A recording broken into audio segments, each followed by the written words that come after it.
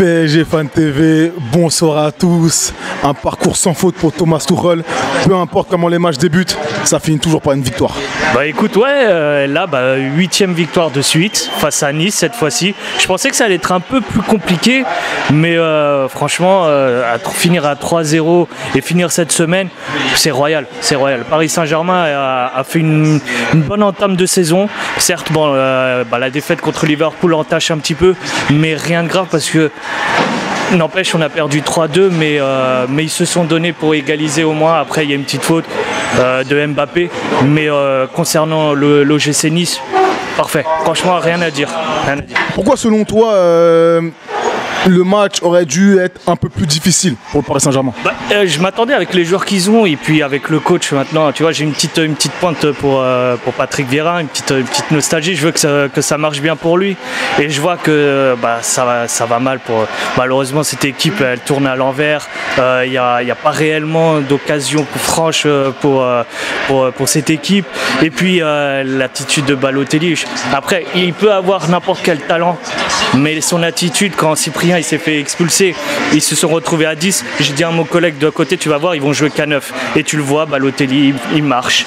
Et il ne va pas chercher les ballons. Dès que la passe elle est un peu trop loin, il la laisse à l'équipe adverse, notamment le PSG.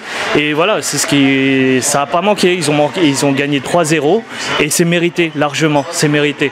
Malheureusement pour l'OGC Nice, je crois que ça tournera mal par la suite parce que l'attitude de Balotelli, elle est insupportable à revoir. Franchement, j'aime bien ce joueur, mais il est gavant. Il est gavant ce joueur.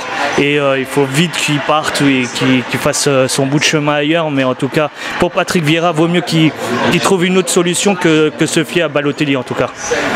Comme on verra ça dans la suite du championnat. Pour revenir sur le Paris Saint-Germain, que dire cet après-midi de ce milieu de terrain qui était très dense, pas moins de 5 joueurs alignés en début de match? Ouais, écoute, je pense qu'il essaye de trouver le milieu qui correspond pour la suite de la saison, parce qu'il rafistole, hein. On a perdu Lo Celso encore cette saison, on a perdu Mota, on a perdu, il m'en manque un encore. Pastore, voilà. Et voilà, et entre-temps, on n'a pas recruté.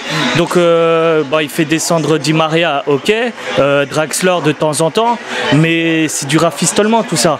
Et donc, il essaye de trouver. Je vois que ça a bien marché contre l'OGC Nice, mais bon, c'est pas réellement un match où on doit se fier et en tirer des leçons, parce qu'ils n'ont rien proposé. Il n'y a pas eu de rivalité, il n'y a pas eu d'abnégation dans cette équipe.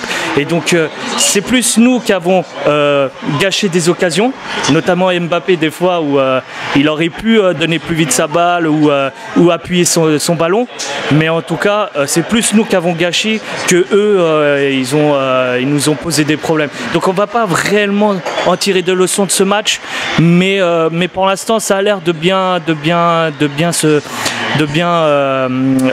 coller, fonctionner, mais il faut voir un peu plus tard quand on sera plus dans la difficulté, quand on devra chercher le score. Là, à ce moment-là, on pourra en tirer des leçons, mais là, pour ce soir, franchement, il y a juste à les féliciter, voilà, tout simplement, et avoir gagné leur 8e match de suite en Ligue 1. Je pense aussi que Mbappé devrait un peu plus appuyer ses passes, notamment quand il veut la donner ou pas à Neymar. Mais est-ce que pour le prochain match face à Belgrade, tu réalignerais Marquinhos et Rabiot dans ce milieu de terrain? Écoute, sur le coup, c'est vrai que ça a plutôt bien fonctionné. Après, je suis pas fan de Marquinhos en sentinelle. À la rigueur, j'ai bien aimé l'histoire de vouloir mettre Kimpembe en numéro 6, parce qu'il a plus cette envie d'aller vers l'avant, de faire des passes en profondeur, des grandes transversales. Enfin, tu le vois plus présent, en tout cas dans le milieu du jeu. Marquinhos, il a l'air de se chercher encore, donc je suis pas fan du tout. Si on pouvait mettre Rabiot, s'il le veut, bien sûr, mais sinon avec une doublette avec Kimpembe, ça serait pas une mauvaise idée. Ensuite, quand revient l'As dans l'histoire, quand tu vas revenir, mon frérot? Il est blessé pour l'instant. Parce qu'on a besoin d'un vrai 6. Le problème, c'est que lui, il est le 6 de profession et de formation, mais Il nous le faut. Là, on est en train de réellement chercher un substitut, un joueur qui le remplace entre-temps, mais on voit que réellement, il manque ce petit sentinelle qui fait que la défense, ils se sentent plus rassurés. Après, à partir de là, on rafistole, on voit ce qu'on peut faire avec Rabiot, Verratti des fois, Marquinhos. J'ai l'impression que Tuchel ne compte pas sur Diarra dans ce poste de 6. C'est vrai qu'on le remarque de plus en plus, mais il faut compter sur lui. Franchement, moi, si j'étais à sa place, il faudrait compter. C'est sûr qu'il ne pourra pas jouer tous les matchs parce qu'il est assez âgé et le temps de récupération semble un peu compliqué. L'intensité va se venir de plus en plus. On va jouer tous les 3-4 jours après.